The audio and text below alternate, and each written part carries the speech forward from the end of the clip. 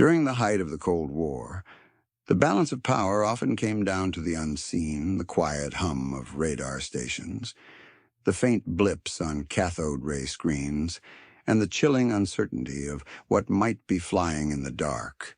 For decades, the Soviet Union invested heavily in its air defense infrastructure, convinced that with a thick enough web of radar coverage and surface-to-air missiles, any threat could be neutralized. And during the day, they were often right. Their eyes in the sky scanned for intruders, their interceptor pilots ready at a moment's notice. But once the sun dipped below the horizon, everything changed. Night was the great equalizer, or so the Soviets believed. Their doctrine assumed that no pilot would dare enter enemy airspace without visual cues, and that darkness would mask vulnerabilities. Soviet radar operators, posted from Eastern Europe to Central Asia, relied on overlapping coverage and infrared spotters, hoping to detect any threat before it reached strategic targets. They believed their system was impenetrable. After all, who could fly undetected at night through layered defenses? The answer, it turned out, was the United States. While Soviet planners placed their faith in numbers and defensive density, US strategists were developing a new kind of warfare, one that didn't depend on daylight or even visibility at all. With cutting-edge avionics, terrain-following radar, stealth shaping, and night vision capabilities, American jets were training not just to fight at night, but to own the night. For Soviet commanders, nighttime had always been a period of relative calm, but they were about to learn that the most dangerous enemies are the ones you never see coming. In the late 1970s and into the 1980s, a revolution in American air power was unfolding behind closed hangar doors and within secret training ranges. U.S. military planners understood that the next major conflict wouldn't be won by brute force alone, but by striking swiftly, silently, and with surgical precision. That strategy demanded total mastery of night operations. Enter the doctrine of night dominance. At bases across the United States and Europe, American pilots underwent intense training to operate under the cover of darkness. Flight simulators recreated complex battlefield environments, while new technologies gave aviators the ability to fly nap-of-the-earth missions with pinpoint accuracy. The key advantage wasn't just better pilots, it was the tools they carried with them. Advanced terrain-following radar allowed aircraft to hug the contours of valleys and hills, flying below radar coverage. Night vision systems gave crews the ability to see in pitch-black conditions. And most importantly, stealth technologies were being integrated into aircraft that were never meant to be seen in the first place. For the Soviets, this posed a dilemma. Their entire defense network was designed for visible threats formations of bombers, coordinated attack waves, high-speed intercepts. But now they were facing lone aircraft that slipped through undetected, struck with precision, and vanished before a single missile could be launched. What made this even more terrifying wasn't just the capability, but the consistency. These weren't one-off raids or experimental flights. They were rehearsed, repeatable, and unstoppable. Every time U.S. jets took off under the cloak of night, they proved one chilling truth to Soviet commanders: they no longer controlled their own skies after sunset. At the heart of the U.S. night raids lay a class of technologies that fundamentally rewrote the rules of air warfare. These weren't just better versions of existing tools, they were disruptive, rendering decades of Soviet air defense planning nearly obsolete overnight. The F-117 Nighthawk, nicknamed the stealth fighter, was the crown jewel of this transformation. Although it looked like something from a science fiction film, its sharp, angular design wasn't just for show. It was the physical embodiment of radar-evading science. Every surface was calculated to deflect radar waves away from enemy receivers, and its coating absorbed signals instead of bouncing them back. Against Soviet radar, the F-117 was nearly invisible, but stealth was only one piece of the puzzle. Terrain following radar let U.S. aircraft glide mere hundreds of feet above the ground at high speed, dodging detection by using the landscape as cover. Night vision goggles and forward-looking infrared flyer sensors enabled pilots to identify and strike targets in pitch black. And GPS-guided munitions ensured that when American jets fired, they didn't miss. For Soviet radar crews, the results were baffling. Their screens were blank. Their missiles never launched. And yet, key installations across enemy territory were suddenly engulfed in flames with no warning and no visible attackers. It wasn't just an airstrike, it was psychological warfare.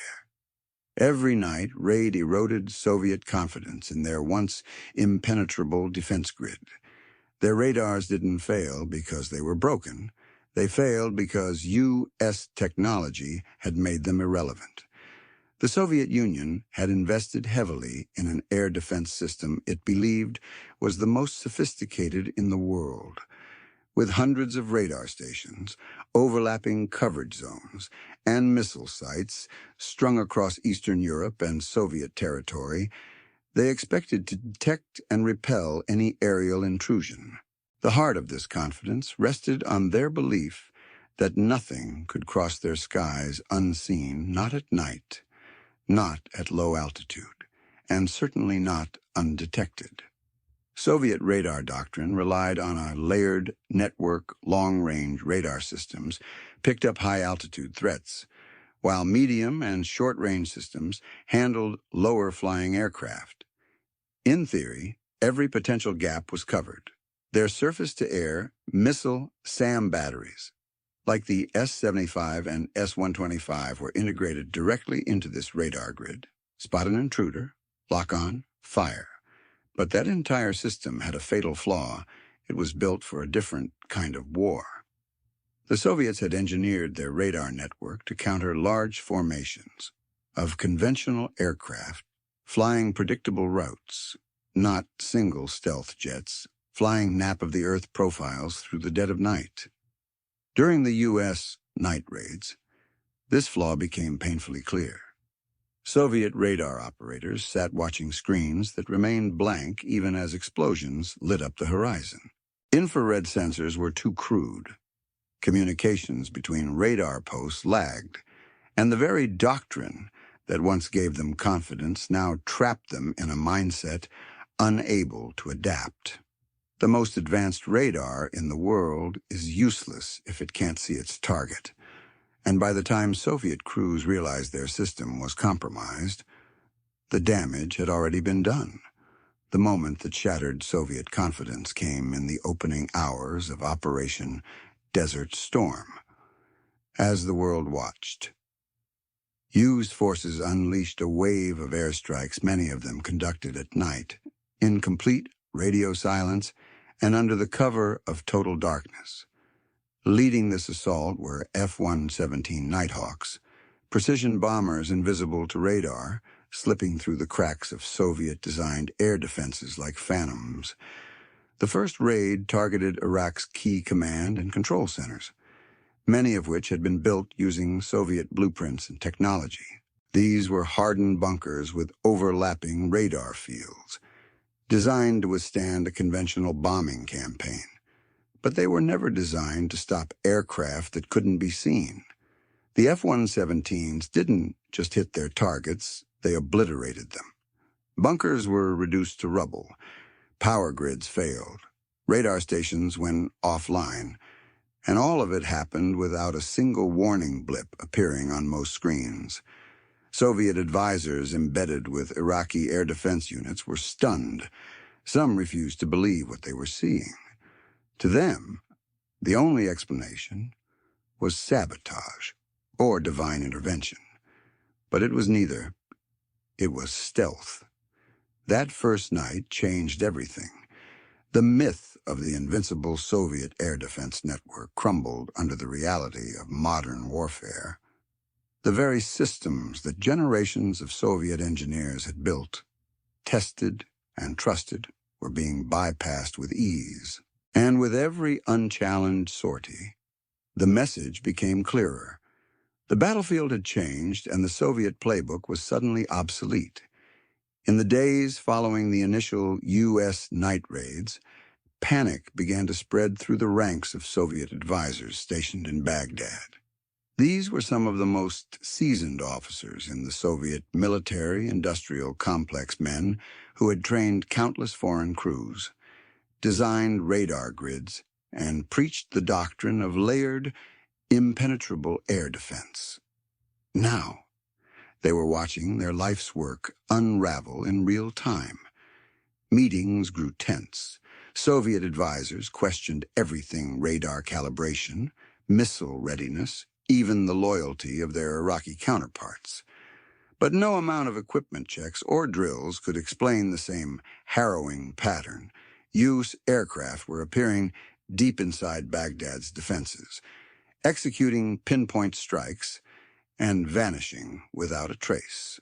Many Soviet officers suspected that the Americans had developed an entirely new kind of electronic warfare, something beyond anything they had anticipated.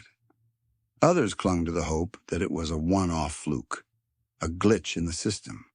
But the strikes kept coming every night. Frustration boiled over into fear. Radar crews began reporting ghost tracks, blips that flickered and vanished. Surface-to-air missile operators hesitated to launch, unsure if they were seeing real targets or decoys. The psychological toll was mounting, and the once confident Soviet advisors now found themselves in the unfamiliar position of scrambling for answers. Back in Moscow, reports from Baghdad were met with disbelief. Some generals dismissed them outright. Others began to panic. The American capability to launch effective, undetectable night raids didn't just threaten Iraqi defenses, it shattered decades of Soviet strategic doctrine. To understand the shock experienced by the Soviet advisors, we need to break down how American stealth technology actually functioned in real combat and why it worked so devastatingly well. At the center of this revolution was the F-117 Nighthawk, a jet unlike anything the world had seen. Its faceted, angular surfaces were specifically designed to scatter radar waves rather than reflect them. While it wasn't invisible, it appeared to radar systems as little more than a small bird, or sometimes nothing at all. But stealth wasn't just about shaping. The F-117s were coated in radar-absorbent materials and meticulously designed to minimize infrared and electronic emissions. They didn't communicate via radio during missions. They didn't use afterburners. Every movement was calculated to reduce their visibility across all spectrums. More importantly, these aircraft were guided to their targets with incredible precision, using GPS and onboard systems that allowed them to fly and strike in total darkness. Once they crossed into enemy airspace, they flew alone deep into the heart of Baghdad, without the need for escort fighters or jamming aircraft. Meanwhile, Iraqi radar crews, many trained by Soviet advisors, stared at their screens and saw nothing. The overlapping radar coverage, the layered missile defenses, the intercept protocols, it all failed. U.S. stealth aircraft flew straight through it. It was a masterclass in real-world stealth execution. And for the Soviets, it was a wake-up call that changed their understanding of modern air combat forever. The shock of the stealth bombing raids wasn't just technological, it was strategic. For decades, the Soviet Union and its allies had built air defense doctrines based on layered radar coverage, surface-to-air missile networks, and fighter intercepts. These systems were assumed to be impenetrable if managed properly. But in January 1991, during the opening nights of Operation Desert Storm, those assumptions shattered. When U.S. F-117 Nighthawks entered Baghdad airspace, they struck targets that were central to Iraq's command and control infrastructure. Communications hubs, radar installations, and even hardened bunkers all were destroyed with precision-guided munitions, while the air defenses remained blind. Nothing reacted until it was too late.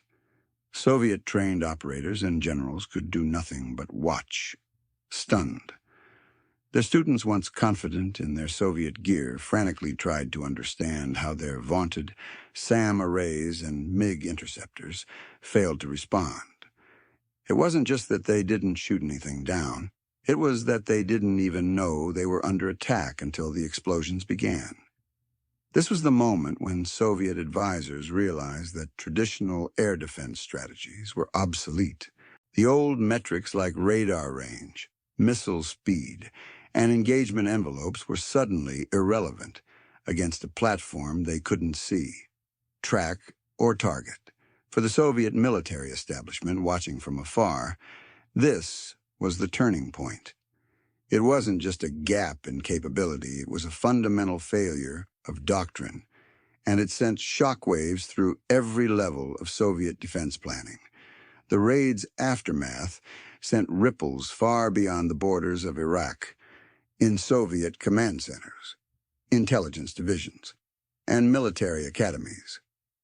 Analysts scrambled to reassess everything they thought they knew about modern warfare. For decades, air superiority had been measured by aircraft numbers, missile ranges, and radar strength. But this new reality, where an aircraft could bypass an entire defense network without even being seen, was something entirely different. In response, Soviet engineers pushed for rapid development of new radar technologies, passive detection systems, over-the-horizon radars, and infrared tracking arrays. Military theorists drafted new doctrines, emphasizing asymmetric responses, integrated air defense networks, and electronic warfare. But even with these efforts, it was clear the gap had already formed and was widening. For the West, the raid cemented stealth as not just a technological advantage, but a strategic one. The success of the F-117 validated billions in research and reshaped NATO air strategy for the next generation. It also changed global perceptions. The U.S. was no longer just a superpower, it was now an invisible force capable of striking without warning. In Soviet eyes, this wasn't just a defeat in Iraq. It was a harbinger of things to come, a preview of a future battlefield where visibility didn't guarantee survival, and where being seen could mean being destroyed in seconds. To understand how the F-117 pulled off this seemingly impossible feat, we have to dive into the science behind stealth. Unlike traditional aircraft, the F-117 wasn't designed to fight head-on. It was a precision scalpel, shaped and engineered to disappear from radar altogether. It's angular. Faceted surfaces weren't for aesthetics, they were carefully calculated to deflect radar waves away from their source. No curves, no wide surfaces to bounce signals back. Even the cockpit canopy was coated with a thin layer of gold to reduce its radar signature. Every detail served a single purpose: reduce detection to the absolute minimum. But stealth wasn't just about shape. The F-117 was coated in radar-absorbent material, or RAM, a special paint that soaked up radar waves rather than bouncing them back, and it operated in total electronic silence, no radio chatter, no active radar, nothing that could give it away. It was essentially a ghost in the night sky. Its navigation and targeting systems were equally revolutionary.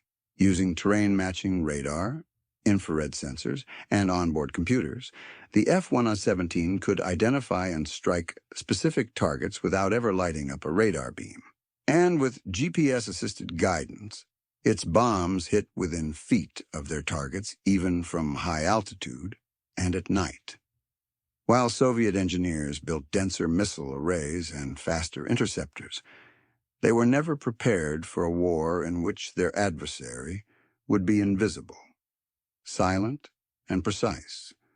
The F-117's invisible night raids over Baghdad weren't just a tactical victory.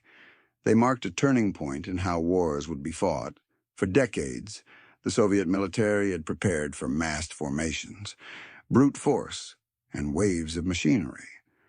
But in a single night, the F-117 exposed a terrifying truth. Technology could render all that useless. Stealth redefined the battlefield. Suddenly, it wasn't the biggest army or the loudest barrage that mattered. It was who could see without being seen. The F-117 showed that pinpoint strikes could cripple an enemy's command and control before a full war even began. For Soviet commanders, this realization was crushing. Their air defenses, once considered some of the most impenetrable in the world, had failed not due to lack of firepower, but because the enemy simply never appeared. The American jets rewrote the rules, and the Soviets had no counter. This shook the foundations of Soviet doctrine. Their strategies, budgets, and military pride had hinged on systems now exposed as obsolete. And what was worse, they had no equivalent aircraft. No stealth fighter to match the F-117. The technological gap was laid bare on global television for all to see. The battlefield was no longer about brute force, it was about who controlled the shadows. The F-117 Nighthawk didn't just win battles, it changed warfare forever. Its legacy extends far beyond the smoking ruins of Baghdad or the shattered confidence of Soviet radar networks.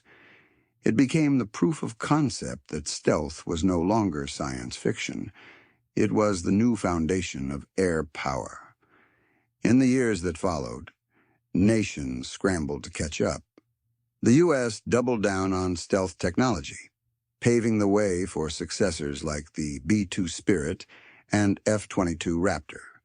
Meanwhile, Russian and Chinese engineers worked frantically to decode what made the Nighthawk so untouchable, desperate to close the widening technological chasm. But the F-117 wasn't just a marvel of design, it was a symbol that precision, invisibility, and information dominance would now define 21st century conflict. Massive air raids became obsolete. Instead, surgical strikes, guided by stealth and satellite intelligence, took center stage. Even after its official retirement, the F-117 remains a legend. Occasionally spotted in training or testing roles, its iconic silhouette still haunts the imagination of adversaries and inspires awe among allies. It proved that a plane didn't need to be fast or carry massive bombs, it just needed to be invisible, precise, and timely. For Soviet generals watching helplessly as their defenses crumbled, the F-117 wasn't just an aircraft. It was a glimpse into a terrifying future, a future where they could be defeated before they even knew they were at war.